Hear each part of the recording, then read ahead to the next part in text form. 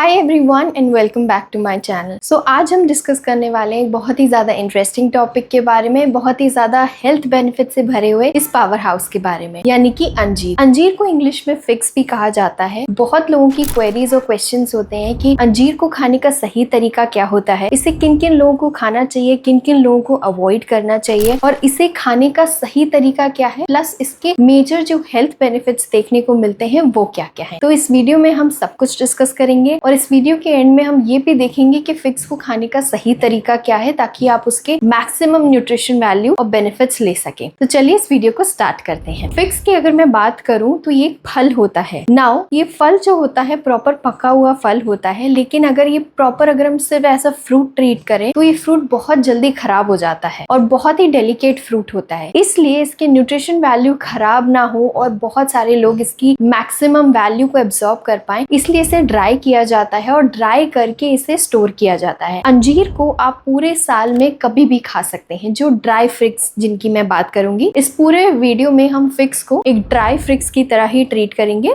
और इस वीडियो में हम वही देखेंगे कि ड्राई फिग्स के बेनिफिट्स क्या हैं, उसे खाने का सही तरीका क्या है और किन किन लोगों को वो खानी चाहिए। ना ड्राई फिग्स की या ड्राई अंजीर की मैं बात करूं तो इसके न्यूट्रिशन वैल्यू बहुत ही अमेजिंग होती है। ड्राई फिग्स जो होते हैं पूरे साल में कभी भी खाए जा सकते हैं। इनका जो टेस्ट होता है वो नेचुरली बहुत स्वीट होता है। ये यूनिक होते हैं टेस्ट में, क्रंची होते हैं, च्यूएबल होते हैं और अगर आप अंजीर को खोल के देखेंगे तो इसमें छोटे छोटे बहुत सारे बीज होते हैं जिनमें बहुत सारी न्यूट्रिशन वैल्यू होती है। वैसे तो आप अंजीर को नॉर्मली ड्राई भी खा सकते हैं, उसमें कोई प्रॉब्लम नहीं है, लेकिन अगर आप इसे सोक करके खाएंगे तो इसके बेनिफिट्स बहुत अमेजिंग हो जाते हैं। अंजीर को अपनी डाइट में इंक्लूड करने से आप बहुत सारी बीमारियों को बाय बाय बोल सकते हैं। लेकिन इस वीडियो में आज हम 5 मेजर हेल्थ डिसीजेस के बारे में टॉक करने वाले हैं, जिन पे हम ये डिस्कशन करेंगे कि अगर अंजीर आपकी डाइट का पार्ट होगा तो इन 5 बीमारियों से आप अपने आप को छुटकारा दिला सकते हैं। तो चलिए स्टार्ट करते हैं। सबसे पहला है कॉन्स्टिपेशन। अगर मैं कॉन्स्टिपेशन की बात करूं तो आजकल बहुत सारे लोगों को कॉन्स्टिपेशन का इश्यू रहता है। या तो उनकी डाइट में अच्छा फाइबर का फूड नहीं होता है, या वो एक्सरसाइज नहीं करते हैं, या खाना खाने के बाद वॉक नहीं करते हैं, या उन्हें बहुत ज्यादा गैसियस और ब्लोटेड फील कराती है। अगर अंजीर को आप अपनी डाइट में इंक्लूड कर रहे हैं तो अंजीर में बहुत अच्छे अमाउंट में फाइबर होता है। ना फाइबर जो होता है इसमें ये प्रोबायोटिक प्रॉपर्टीज में रिच फाइबर होता है जो आपकी गट हेल्थ को बहुत ही अमेजिंग रखता है, हेल्दी रखता है और हैप्पी रखता है। अंजीर को अपनी डाइट में इंक्लूड करने से आप कॉन्स्टिपेशन, ब्लोटिंग,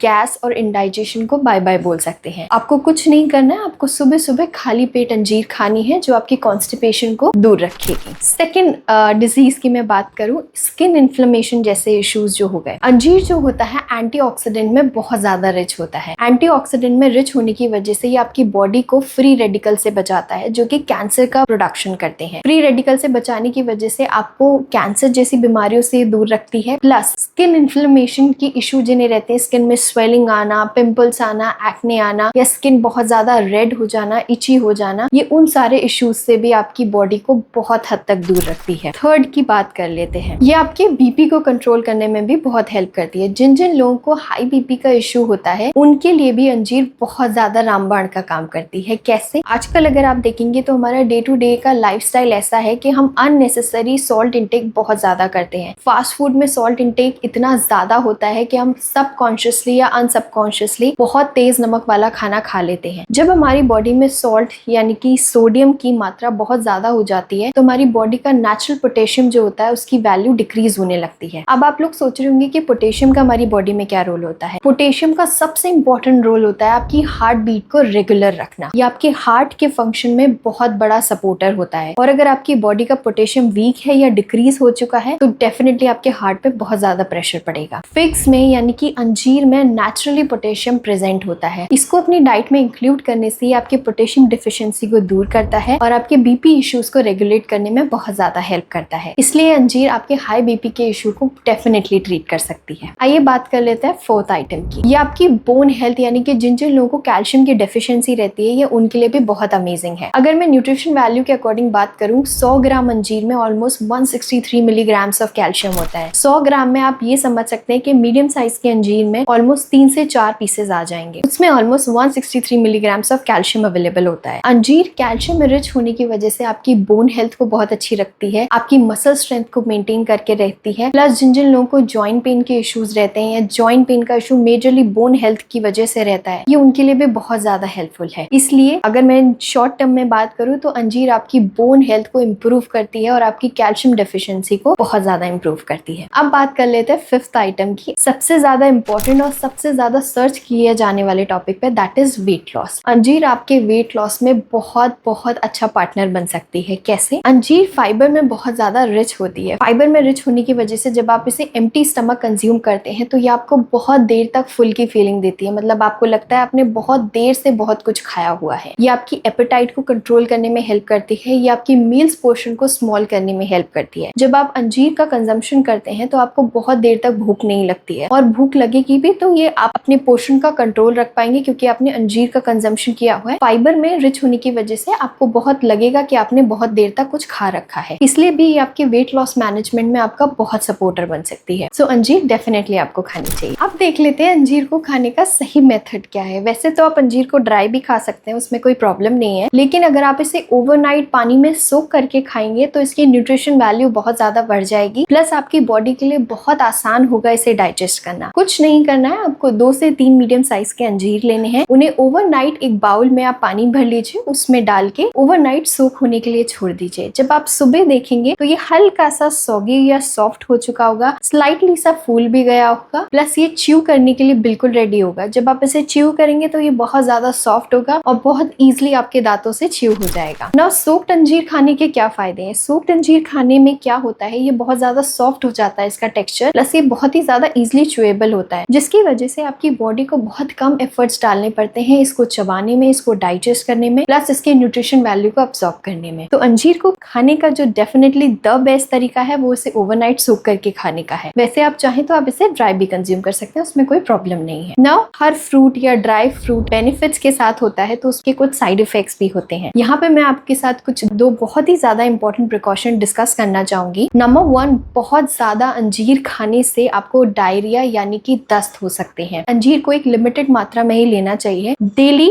आप 2 से 3 अंजीर खा सकते हैं, उससे ज्यादा या 4, 5, 6 अंजीर खाने से आपको दस्त लग सकते हैं, आप बहुत ज्यादा ब्लोटेड फील कर सकते हैं और बहुत ज्यादा आपका स्टमक डिस्टर्ब हो सकता है। इसलिए आप अपने अंजीर के इंटेक को लिमिटेड रखिएगा। आप चाहें तो द बेस्ट तरीका है 1 से 2 अंजीर डेली खाइए। बहुत ज्यादा खाने का मन है 2 से 3 खा लीजिए, उससे ज्यादा क्वांटिटी आपके पेट को डिस्टर्ब कर सकती है। नंबर 2 एंड वेरी इंपॉर्टेंट, अगर आप ब्लड थिनिंग की मेडिकेशन पे हैं यानी कि खून पतला करने की दवाइयां खा रहे हैं तो अंजीर का कंजम्पशन आपके लिए एडवाइजेबल नहीं है। अंजीर को अपनी डाइट में इंक्लूड करने से पहले आप अपने डॉक्टर से डेफिनेटली डिस्कस कीजिएगा कि क्या अंजीर आपकी डाइट का पार्ट हो सकती है या नहीं, अगर आप ब्लड थिनिंग की मेडिकेशन पे हैं। क्यों? क्योंकि फिग्स में ऑलरेडी विटामिन के प्रेजेंट होता है जो कि ब्लड को थिन करने का काम करता है, यानी कि खून को पतला करने का काम करता है। अंजीर अगर आपकी डाइट में इंक्लूड हो जाएगी और आप ऑलरेडी अगर ब्लड थिनिंग की मेडिकेशन पे हैं तो अंजीर आपके मेडिकेशन के इफेक्ट को ओवरलैप कर सकती है या कुछ साइड इफेक्ट्स भी बॉडी में देखने को मिल सकते हैं। इसलिए अगर आप इस मेडिकेशन पे हैं तो अपने डॉक्टर से डेफिनेटली डिस्कस कीजिए कि क्या अंजीर आपकी डाइट का पार्ट बन सकती है या नहीं बन सकती है। So that was it about this video guys. I hope you like this content. अगर आपको अच्छा लगा हो तो मुझे डेफिनेटली कमेंट सेक्शन में बताइए कि क्या आपने अंजीर खाना शुरू किया है या नहीं किया है। And I will gonna see you in the next video with very another interesting topic. Till then bye bye and I wish you the best health.